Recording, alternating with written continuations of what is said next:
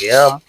तो ये देख लो जी, ये अंडे है, हमने इसके ऊपर मार के ना पकड़ने हैं 5 बार। ठीक है, ऐसे मार के ऐसे ना पकड़ने। जिसने ये पकड़ लिए उसको हम अफ्तारी कराएंगे शाम को। ठीक है, आपने भी अफ्तारी करवानी है। अगर ना पकड़ा गया तो आपने करवानी है, अगर मैंने पकड़ लिया फिर आपने मुझे करवानी है। ठीक है, तो नहीं पकड़ा गया तो आपने करवानी है। ये मेरे से नहीं पकड़ा, मैं आपको कराऊंगा। चल पहले तुम करो। हाँ गंदा है, सही है, चलो ठीक है। चलो पहले आप करो फिर मैं करूं।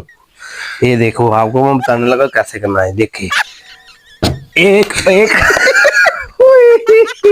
ओ यार तू किथे रहा?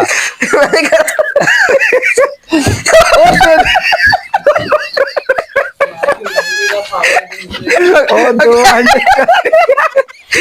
ओ दो अंडे, चल तू यार। पुठा लाया क्या? नहीं नहीं, इतने लगा यार, देखो क्या सीधे मारी। ओ यार भांजाड़ी क्यों नहीं बनी? बोले थाने बंदी किथे प्यारी वखी हो टुटे थले टेक के या थारे गद्दा रखे। चलो एक रह गया, एक रह गया। लो यार सीधे इतने घुमा नहीं। लो यार एक मिनट, थोड़ा थोड़ा को बन जाना वो पका लियो। अब फड़ फड़ इधर नु कर। लो यार जे ना मारी।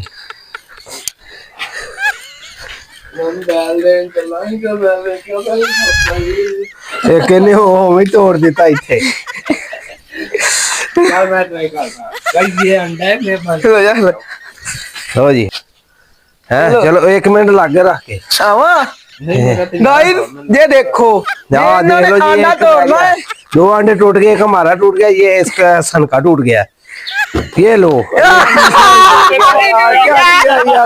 यार देखो, सारे अंडे टूट गए भाई एक और रुक जो ये ऐसे घुमाना ऐसे बैठ नहीं पाटवा अल्लाह